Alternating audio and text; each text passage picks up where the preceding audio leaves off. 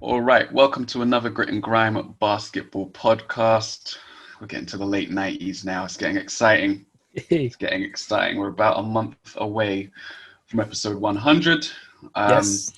Last week we did a special, doesn't count as a numbered episode, but because I feel that it's a timeless episode, you can pick it up at any time, listen to it, and form an opinion on it, enjoy it at any time. We spoke about racial injustice. So if you haven't watched that on YouTube or if you haven't listened to that on podcast platforms, please go and do that when you're in the right mindset for it. With me today, Thomas Arnold. Good night, good evening, good morning. And I am your host, as always, David Sago. We're going to start on a sad note, a couple of sad notes. Prior to our last recording, a few important people in basketball passed away. John Thompson, who was coach at Georgetown for a period, and NBA player Clifford Robinson. John Thompson passed away on the 30th of August and Clifford Robinson on the 29th of August. I just wanted to kick things off by saying a few words about John Thompson, and then I was going to push it over to you to talk about Clifford. Yep. So yeah, John Thompson was the coach at Georgetown, and Georgetown was a university that, as a lot of Black Americans in America thought it was a HBCU, a historically Black university, because of the reputation that it has with strong Black men and strong Black men coming out of there. John Thompson was responsible for a lot of that. Patrick Ewing was heavily recruited out of high school, and he went on to be one of the great college players at Georgetown under John Thompson's tutelage. He said that John Thompson was a big reason why he went there. And then we know how big of an icon Allen Iverson is in the basketball community worldwide. John Thompson was the only college coach who was willing to take a chance on him after he had some trouble with the law in his neighborhood as a high schooler. Everyone saw the talent, but they said, don't take him on. He's too much trouble. He's too much trouble. He'll never make it because he'll never leave. And John Thompson took him on, really helped mold him and support him as a man, as a person, as well as a basketball player.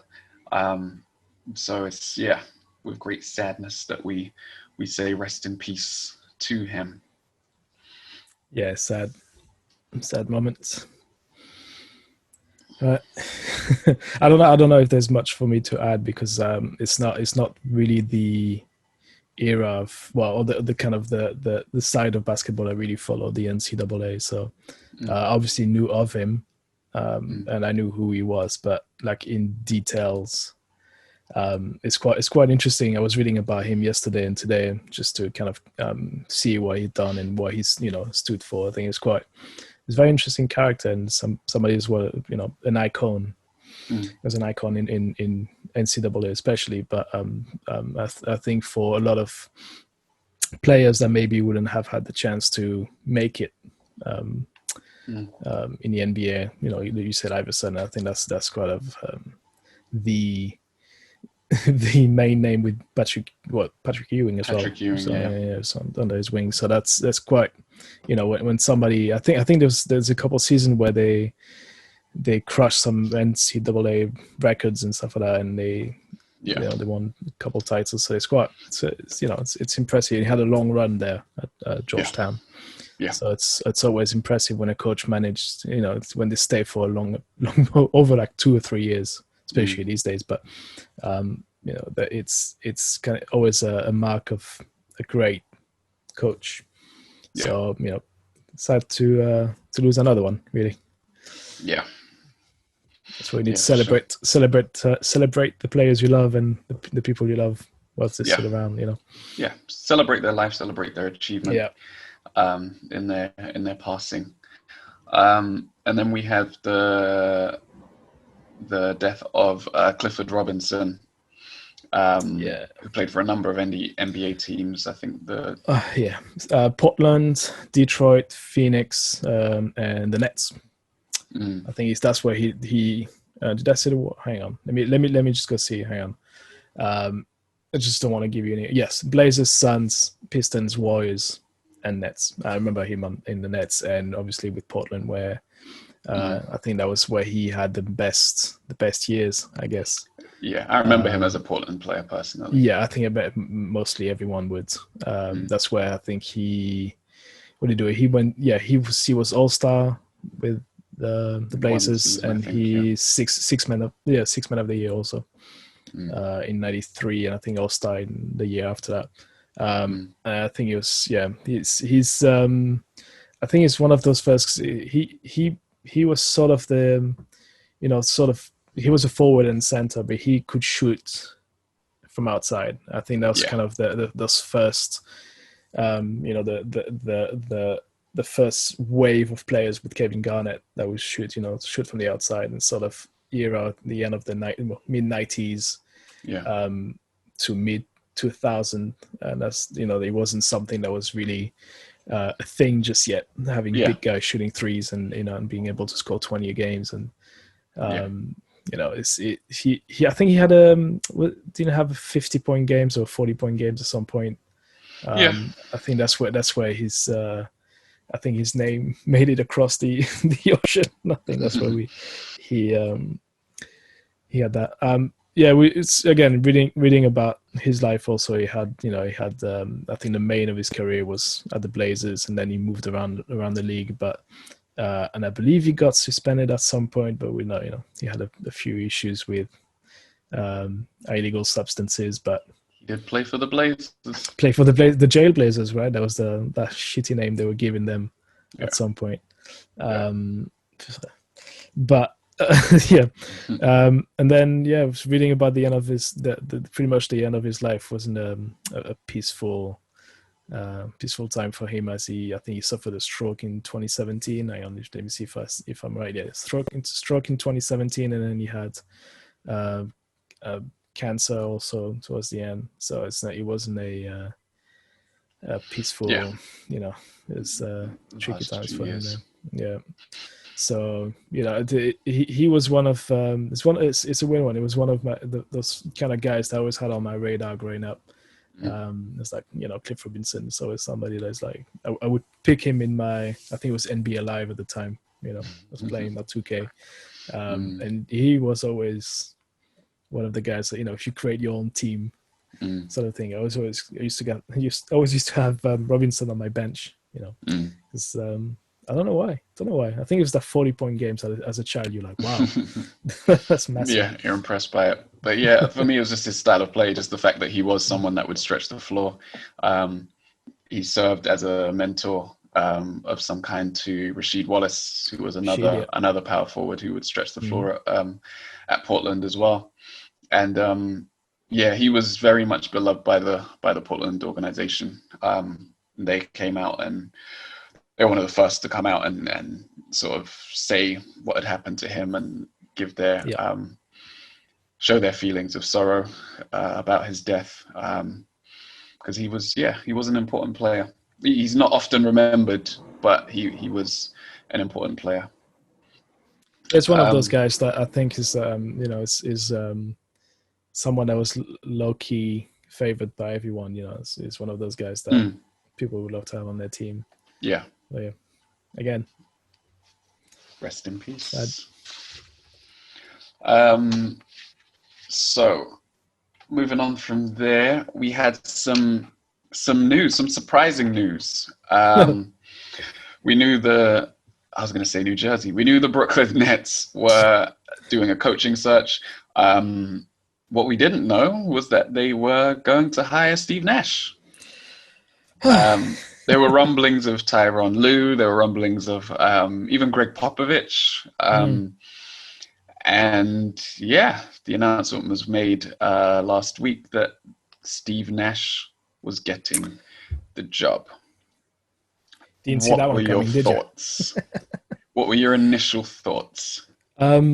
initial thought, I think the first 20 seconds of reading that tweet from Woj, I was like, what? And then I started thinking about it for a couple of days and actually starting to understand what they were going for and what they're trying to do with it. So first thought was, yeah, what the hell? The guy has no experience, coaching experience at all. Like, Yeah. And you give him a 4 years contract. Mm. That's you have to be pretty sure. Mm. Pretty sure about yourself if you're going to do that. Yeah. And then I think pretty much the same reaction. I think that's where you want to go with it at some point. But it's like, okay, so they give this to a guy who has no experience at all. We don't know where he's going to be able to produce. We don't know what style of play he's going to have. Yeah. Because it's always hard for former players to transition into good coaches and great coaches.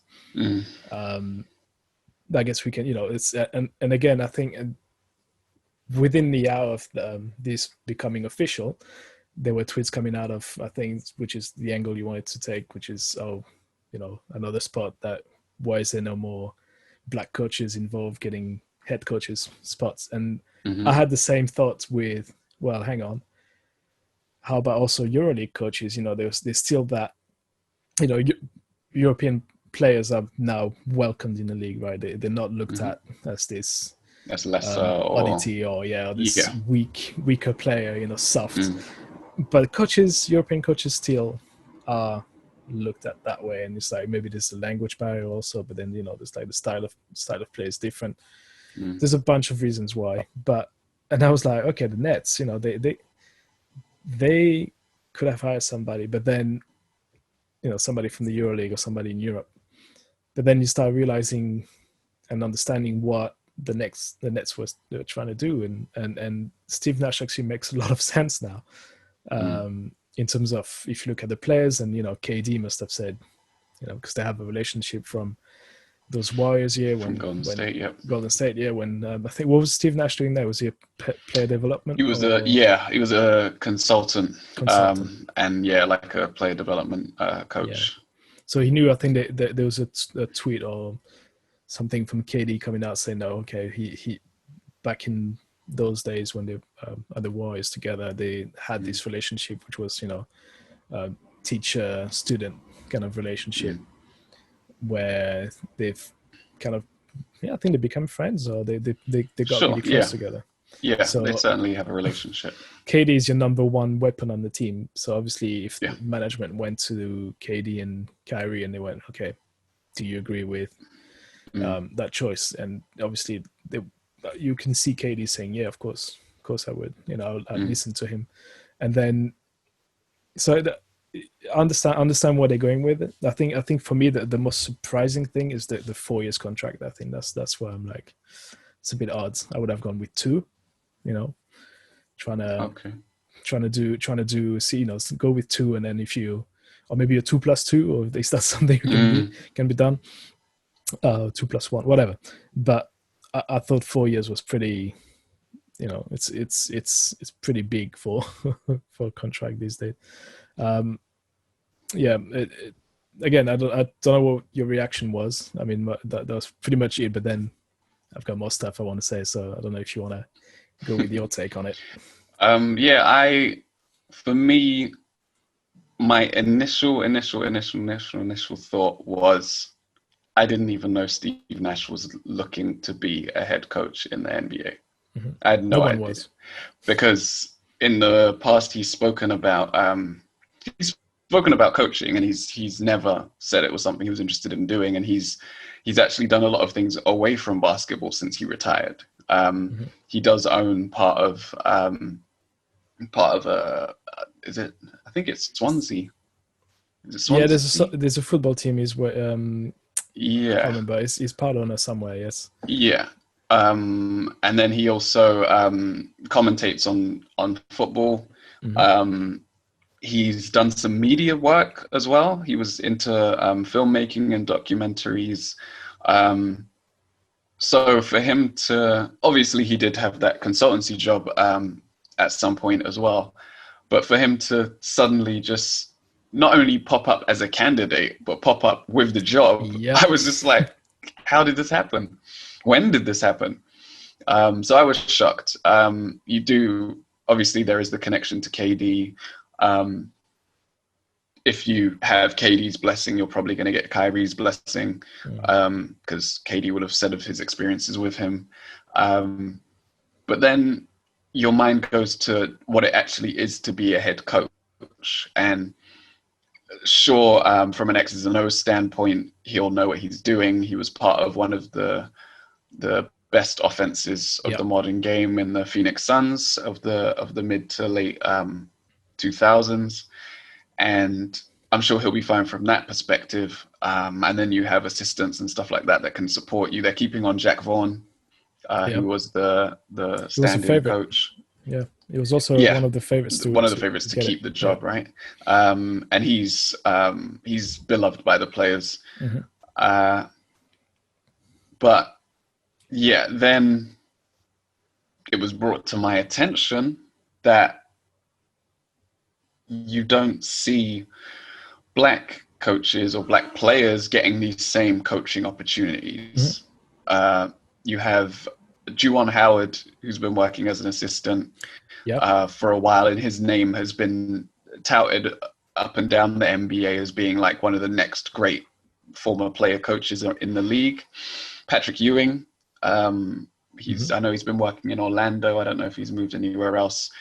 He's been an assistant for a number of years and is looking to step up and become a head coach when he gets an opportunity. And Stephen A just came out and said it. He said, yes, Steve Nash was an excellent player. He more than most other players embodies like a coach on the floor, because a lot of his game was based around his intelligence and understanding and awareness. He's also one of the nicest guys you'll ever meet, universally beloved. But as Stephen A said, this smacks of white privilege, that these black coaches aren't getting these same opportunities.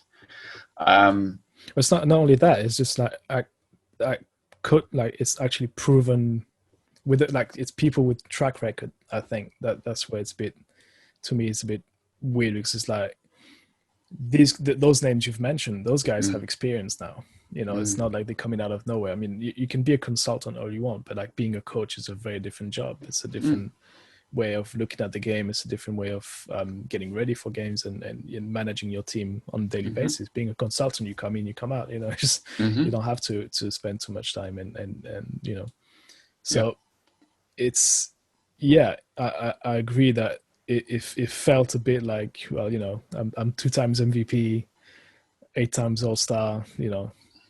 Well, it's not that, because you can't offer yourself a job. Yeah. Right? You don't decide who gives you a job. I would love to know whether Steve reached out to them or whether they reached out to Steve. I would love to know which way round it happened and how it happened, like the ins and outs of the deal. The only thing I know is, I was listening to this podcast with Nick Batum. There's a French podcast he was doing.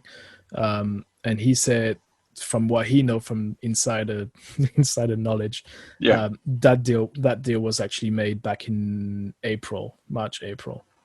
Wow. So he knew, like, that, not himself being new, but he was kind of known around, and they asked people not to say anything, and they came to an agreement not to talk about it just now until the playoffs. So well into the playoffs, so the Nets are not part of the playoffs. So they sort of had that deal done a long time ago. So it was surprising to me. So I don't know if Batum was saying some BS, but is not the type of person that would say something that would be sort of wrong. He gains nothing by making it up. He gains nothing from it. But so yeah, which is one of the info that surprised me. It's actually been in the making for a long time. But he's like, I do follow Steve Nash online, on Twitter and Instagram, and there's barely any mention of basketball on any of his social media, which is weird. It's mostly about his kids and his wife, and going traveling and eating food and stuff. So again, that's why to me it's surprising on that aspect, on that level. Yeah, because he's never struck me as the sort of No. every day I'm gonna live, breathe, sleep basketball in retirement. As a player, obviously.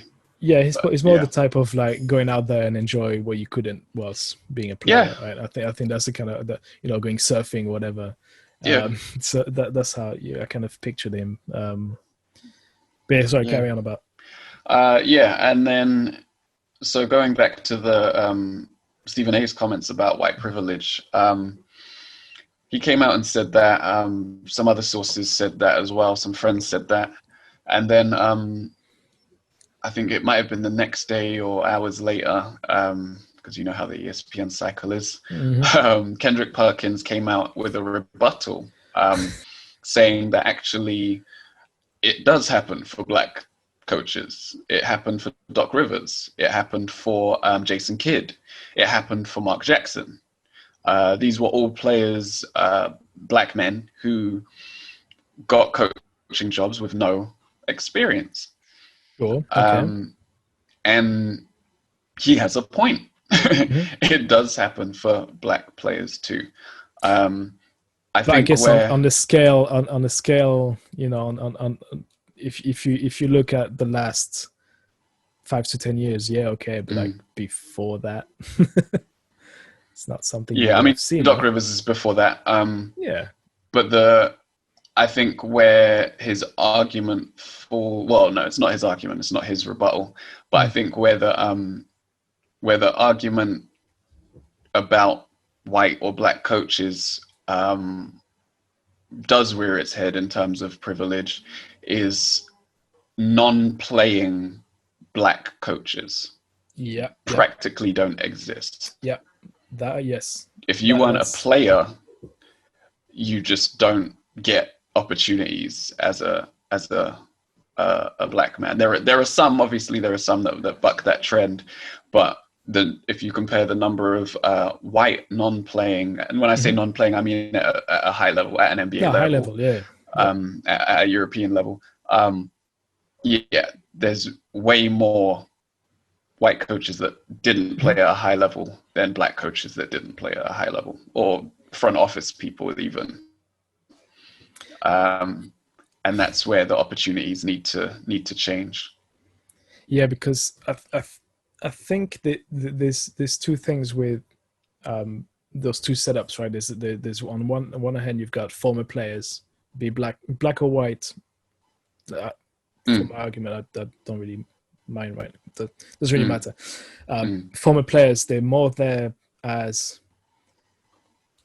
I was going to say a caretaker almost, as in looking after the group, looking after egos, and looking after the cohesion within the group, right? So people get along, and the stars will get along, and they listen to what they have to say. It's a lot more hard work being a non-former player or somebody who's never played professionally to make your voice heard. Somebody probably won't respect you. Doesn't mean that tactically or technically any worse than the guy who has experience. Sometimes it's quite the opposite. But it's interesting. It's an interesting take. I didn't really think about that in those terms. That is true. That I can't even come up with a single name, a single coach without playing experience in the NBA or in Europe that's made it as a head coach or just a head coach. As a black man. A black, you mean? Yeah. Very difficult. It's tricky. Very difficult. Yeah. Yeah. No, I can't see.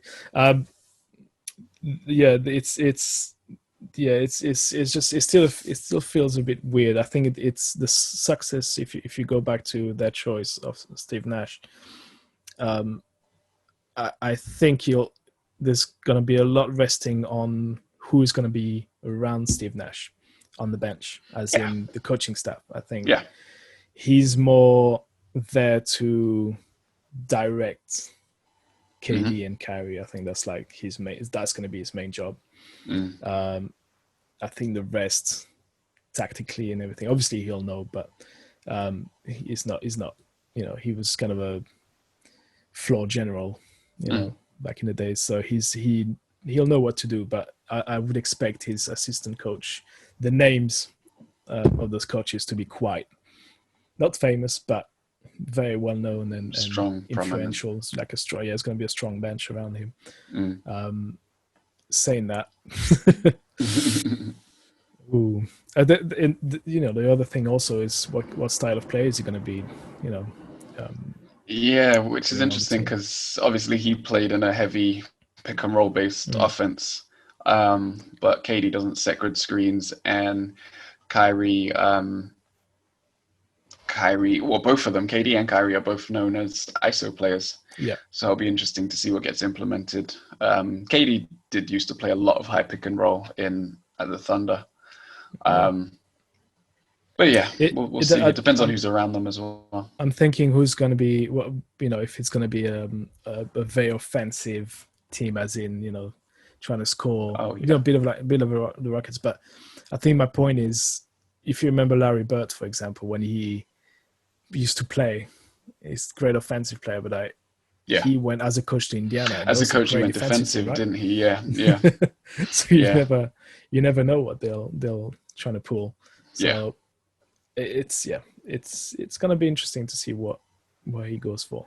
Yeah, it'll be an interesting experiment over there, and just the personalities as well. Like, could they fall out? Like, I don't know. It'll be interesting to see how it goes. Just because Steve Nash is universally loved, there's a lot of people that hate Kyrie and KD for silly reasons, really, for frivolous reasons. So it'll just be interesting to see how the dynamics work out. I just hope he's not going to become a Mike D'Antoni 2.0 and trying to do some, all offense. He's got two of the best shooters in the game. And Joe Harris. Yeah. Gotta shoot it. Yeah, maybe. Like 5-second offense. 3-second offense. Why are you wasting seconds? Chuck the ball up court and just shoot it. No rebound. If you got it. So it'll be interesting to see how that unfolds. Moving on to the playoffs. We've advanced. The first round is over. All first round series have ended. And so we bring the focus back to our brackets, our playoff brackets. Yay. I just wanted to say before we get into what's going on and what we think is going to happen, as some of you know, we put out the G&G challenge to pick your playoff brackets. We can return to it and see who's on top and who's struggling. Who's struggling, Dave? Who's struggling? So I'm going to run through all of the names in order of where they are placed. Should we start at the top or the bottom, Tom? Yeah, which way do you want it? Start at the top. Go on. You sure you'll be able to contain yourself? All right. At the top, we have Toma Doncic, who I believe is you. Yeah. With 2,200 points. Cheers. Tied with Louis GBK and Matt from Suns Fans UK. Shout out to you guys. Oh, and Daryl Dillon. You guys are holding it down atop the brackets challenge so far. And then tied for fifth, we have G&G Mike, Judge234, S Smith _13, at Wilson 27, all tied at fifth.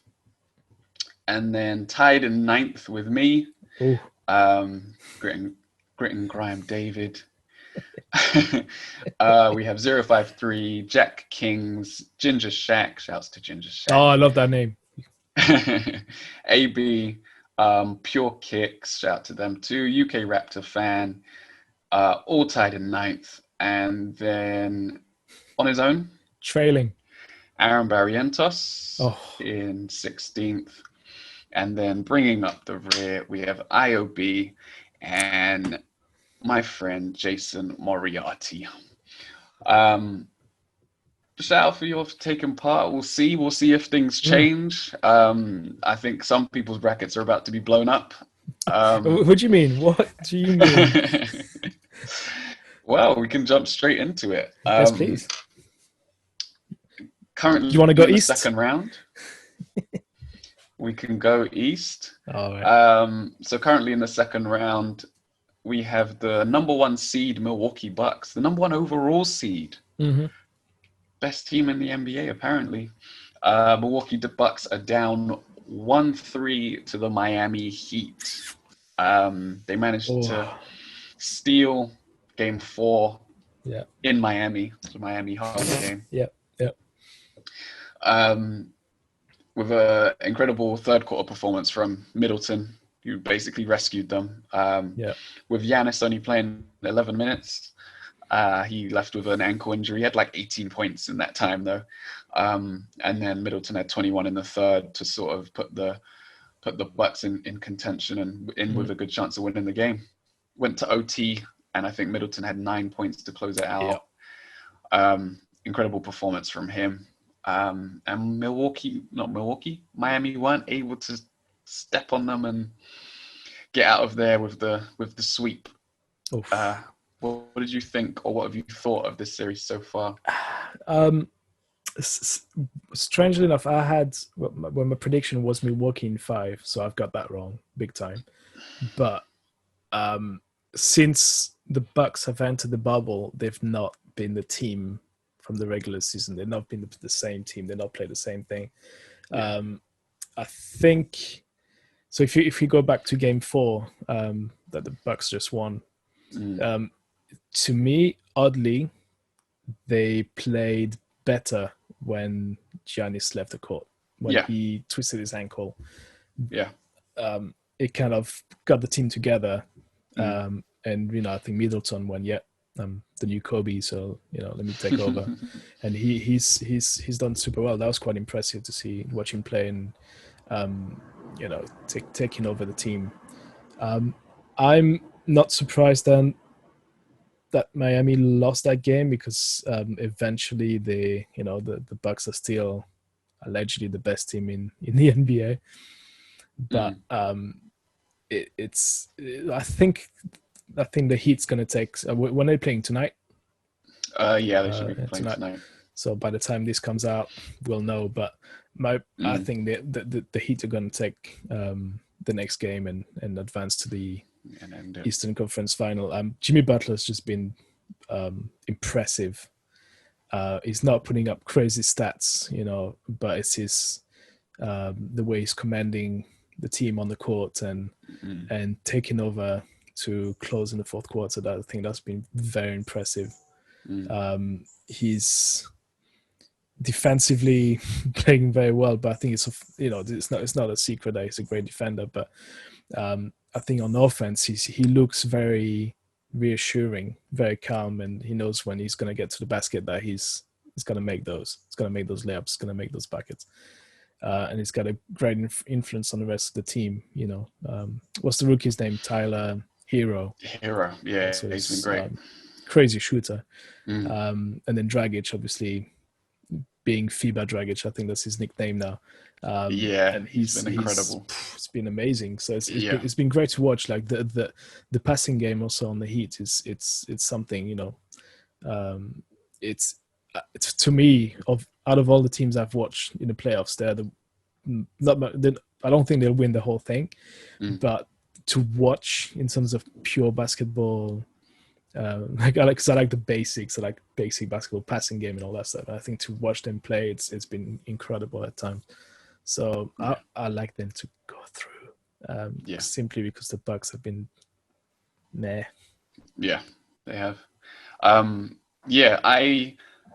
I wasn't surprised that the Heat are beating the Bucks. I didn't pick the Heat to beat the Bucks, but it was something that I definitely give thought to, because it's just a matchup nightmare for the Bucks, and it has been all season.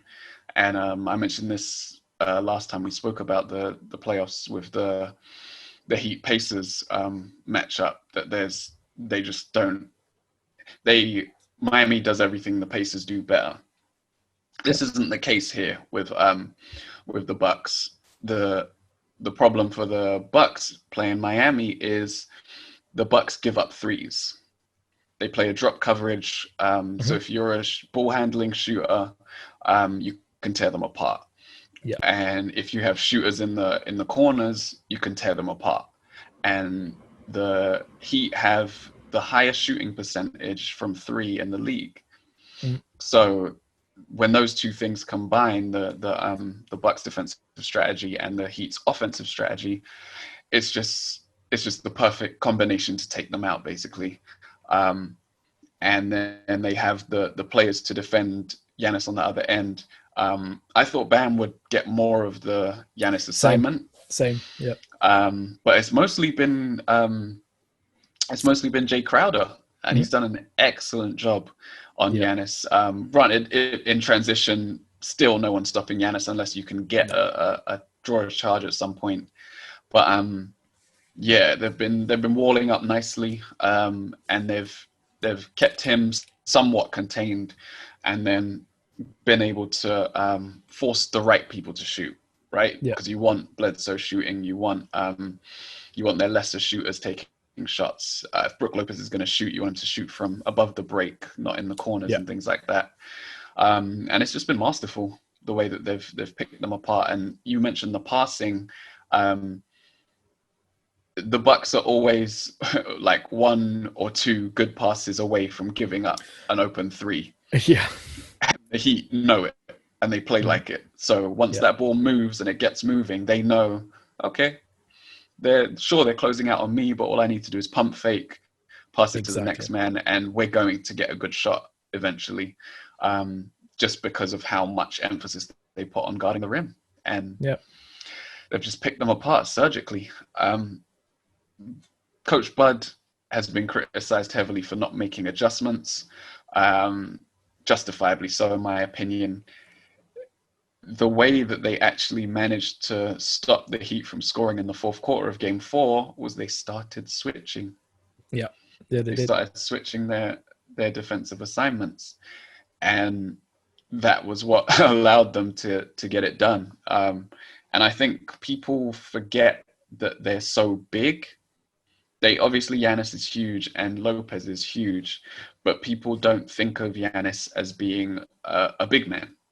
And he is a big man. He's a big man, yeah, absolutely. Yeah. And he's not that great at defending on the perimeter, like one-on-one. If you put a guard on him, he can get crossed over and blown by. So they weren't able to play a switching defense. And I think once he went down, it made it much easier for them to actually switch on Miami. And that's what actually helped them to pull this game out. I think not having Giannis on the court made decision making easier for the coach. I think he was like, I don't have to think about, this is. I don't think the solution is benching Giannis, because obviously you don't want to do that. But it's certainly the ball movement and the way they were defending, as you mentioned. I think it became slightly more, a little bit more smooth. It became a bit more natural to them as the game went on. So it's quite interesting to witness. And when Giannis went down, I remember a lot of people on Twitter were like, "Okay, that's done. Game over, sweet." I was like, actually, that happens a lot not only in basketball, in a whole bunch of sports. When your main guy goes down, everybody's got to put. Yeah, everyone steps up. You have to give more than we usually contribute, and that's what happened there. And I'm not. That's what I'm saying. I'm not surprised they won that game.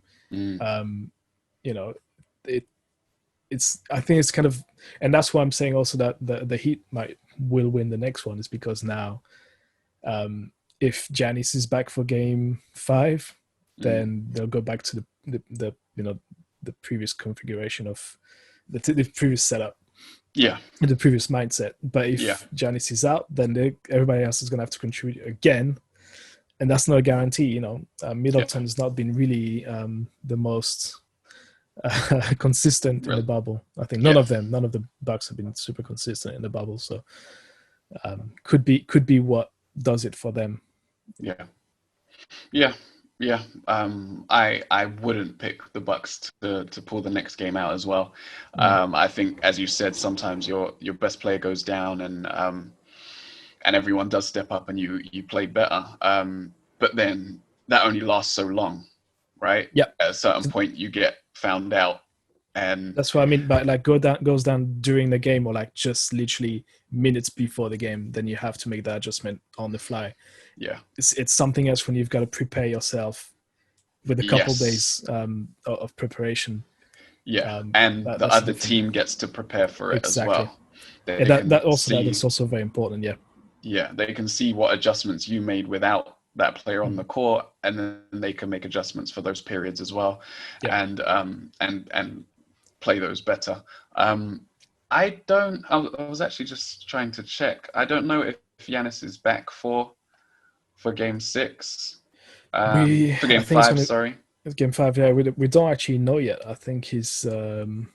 I'll be surprised if he is because I think himself he will get on the court, but like medically, I don't know if that's really advised. But Yeah, he's questionable for tonight's game.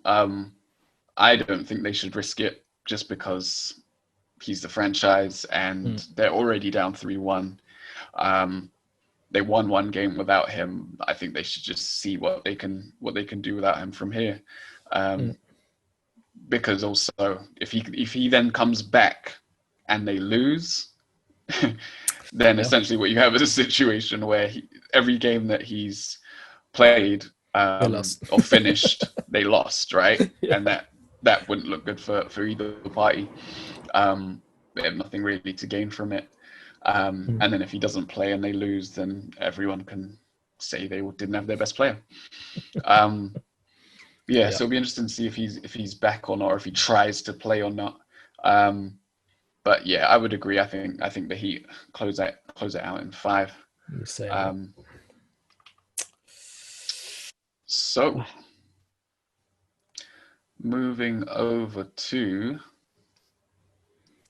where my thing loads. But yeah, Boston, Toronto. Yeah, moving over to Boston, Toronto. Um, the series at the time of recording is tied Mm. 2-2. Celtics took a 2-game lead, and I actually thought that they were going to run away with the series at that point. But they lost a close one in game three, last second, a three-pointer from OG Anunoby. And then the Raptors were able to pull out game four as well. And Fred VanVleet, after game three, said that the Celtics messed up because they gave the Raptors life when if it had become 3-0, the series would have been over. But as soon as they gave them that little taste, that little bit of life, then the Raptors were able to get back in the series and make it 2-2. I made a mistake, didn't I? Yeah, you The said series that's is 3-2. that's literally what I was checking. It's 3-2 for Yeah, Boston. it's 3-2 Boston. Following game four, when the Raptors were able to get a win over the Celtics, Boston responded with a blowout victory. I looked at the score was. I stopped watching after a while, but the score was like they were down 30 at one Yeah. point, and I was like, "Wow, this is an absolute like dismantling Yeah. of the defending champions." What have your thoughts been on this series so far?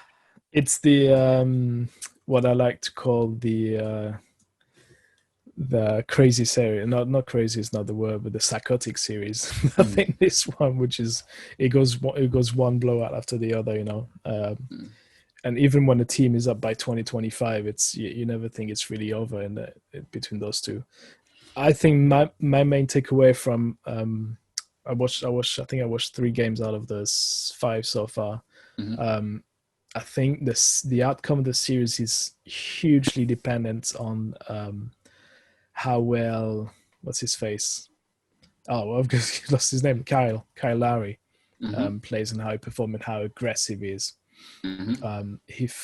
You've seen it every single game that the Raptors won. he went in and played hard from the get-go. So that I think when he's in the mood, when he's aggressive, he's the best player on his team, which is a weird thing to say, but he is. And I think their playoff results would largely depend on him. And also Marc Gasol needs to wake up. I think that's the two things I've sort of taken away from that, because I think he went what has he done? Checking out the stats, and I think 14 minutes, five rebounds. That's it. You can't win a game against the Celtics with Marc Gasol with 0 points, 0 assists, 5 rebounds. But I think the problem with him currently is this just isn't a series for him. Yeah. The Celtics have too much speed. And even Daniel Tice, who plays center for them, is a mobile big, and he tries to stretch the floor as well. So there's just no one for Gasol to bang against, right? Yeah. Like against the Bucks, you have Giannis, who needs to be contained inside because he attacks the rim so much. Against Philly, who they played last year in the second round, you have Embiid to bang up against. Like he's just not needed in the series, and it's showing why he's not needed in this series. It will be interesting to see if Nick Nurse reduces his minutes even more from the 14 that he played. Likely, yeah. And then goes with some lineups where maybe Siakam's the center, or any of the players that they have playing power forward can play center, small ball center, because the Celtics aren't crashing the offensive boards. They're not. They don't even attack the rim too much. I know that sounds crazy with Jaylen Brown's big dunk yesterday, but they're not a team that attacks the rim a crazy amount either. So if they can contain them on the perimeter, they'll have a better chance of tying the series again. But ultimately, the reason I picked Boston, and I picked Boston in 6, which I'm praying happens now to catch up, is because ultimately Boston offensively just have too much for the Raptors. The Raptors can't score with the Celtics. They can both defend really well. They can't keep up. But they can't score. Yeah. And that's why Lowry's so important, because if he's scoring, then they have somewhere reliable to go for points. Siakam can get you 18 to 20. Kyle Lowry can get you 18 to 20. But if any of their players can be a bit more explosive than that, or Kyle Lowry can generate offense, he doesn't have to score, but generate offense for the team, then that's the only chance they have of actually getting wins in this series. It's crazy to looking at the stats. You can see how the two coaches are running their teams. You've got 2, 4, 6, 8, 10 players on the Raptors that have played over 10 minutes, but their scoring is pretty, like, no one's over 20 points in that game. Yeah. Celtics just played, well, they played everyone, but you've got 6 players over 30 minutes, and then the rest of the roster is under 9 minutes. Right. There you go. Yeah. And you've got 1, 2, almost 3 players over 20 points. So the way they scored came from every single position, every single player on the starting 5. Yeah. Whereas on the other side, just the you got 0 from Gasol, and only 7 points from OG. And 10 from Siakam. So they need to produce more. They need to make more happen on the offensive side. It's it's tough for them. It's a tough series. It's a tough matchup.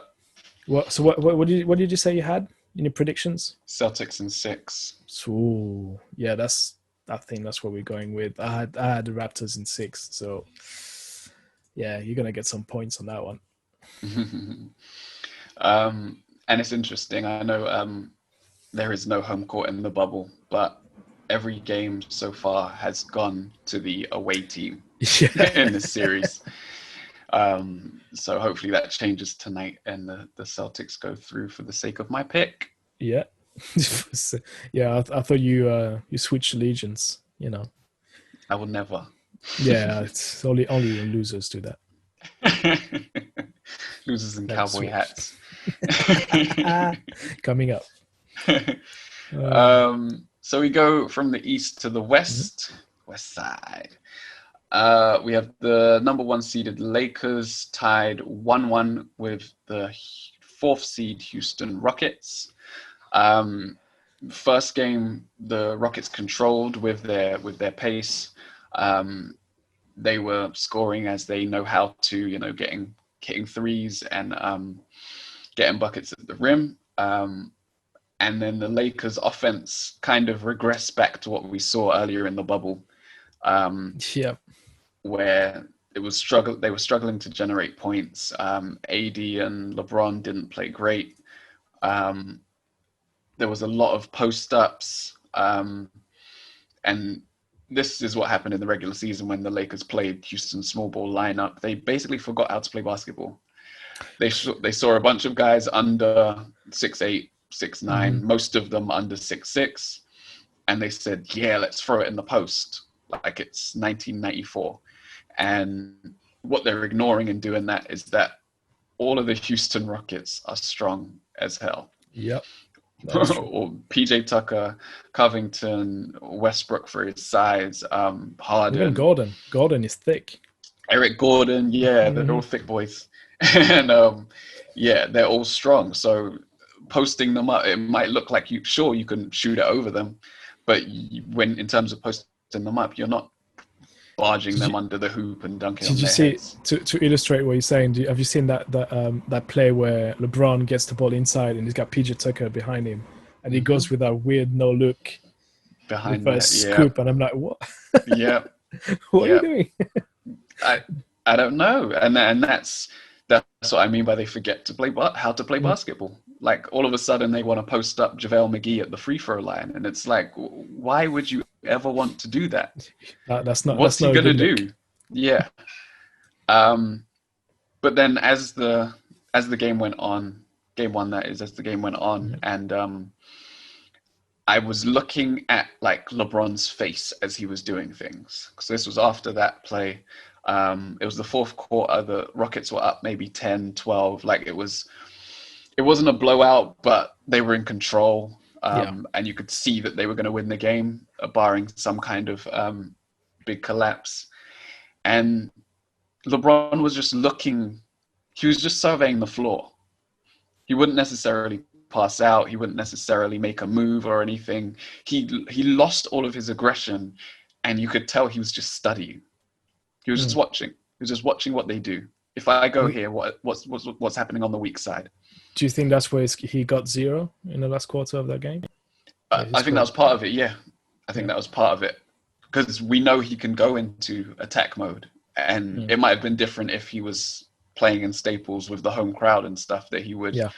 he would feel more of a burden to take the game by the scruff of the neck and get them over the line in front of the home crowd. But I think in the circumstances in the bubble, he was like, okay, I'm gonna use this time. And I don't know this. This is just what it looked like to me. I'm gonna use this time to really study and look at how they do things and how they behave when I do X. What happens? Why?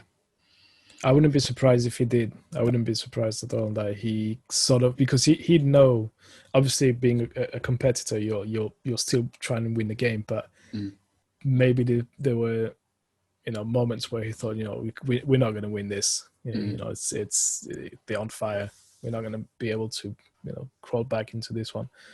Yeah, I wouldn't yeah. be surprised if he's done that. That would be a very LeBron thing to do. Mm, It would be a very LeBron thing to do, and I think he must have used that in game two, right? yeah. And that's where in game two I knew he would come out and know things, see things. Um, and the Lakers came out excellent on both ends. They did start JaVale McGee, but then after Markieff Morris hit 4 3-pointers Yeah. in a row, Frank Vogel said he planned on playing Dwight Howard, but once he saw that, he was like, "Nah, small ball is the way to go." Um, the Lakers were just flying around on defense, switching between zones and like semi-mans and things like that. The defensive schemes got much more complex. They were much more active. And then on the offensive, well, first of all, the good defense led to easy offense in the second game. And yeah, they were able to get out to a decent lead, which was cut into, and then LeBron was able to close in the fourth.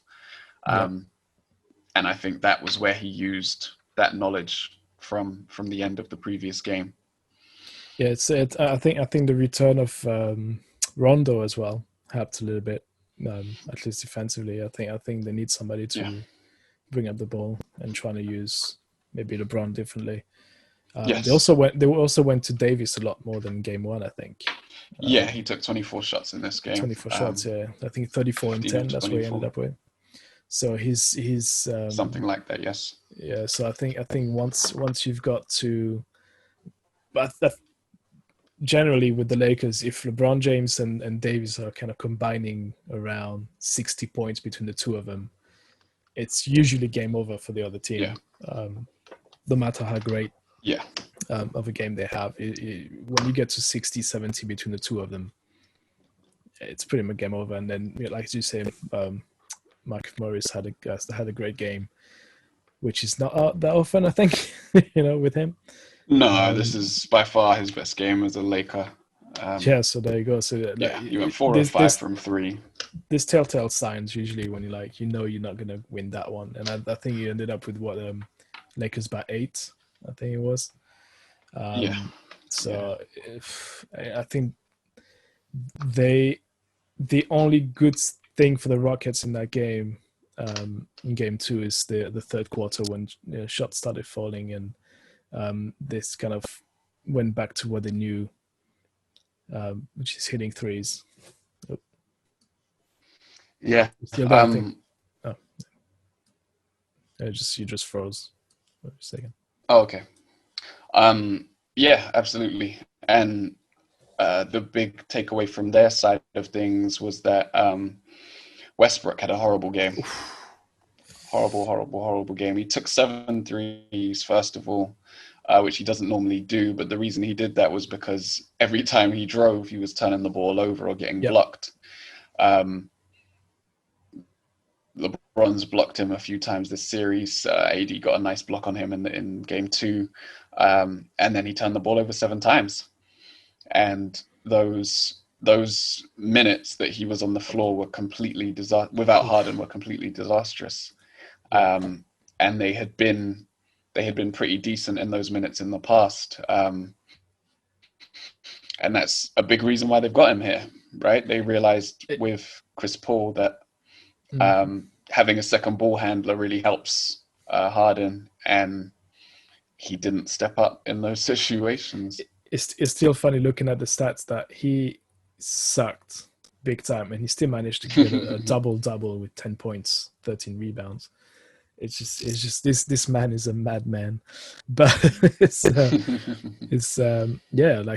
watching the highlights of the game, I was like, what the hell are you doing? Like, how can you turn the ball over so often, so frequently? And he's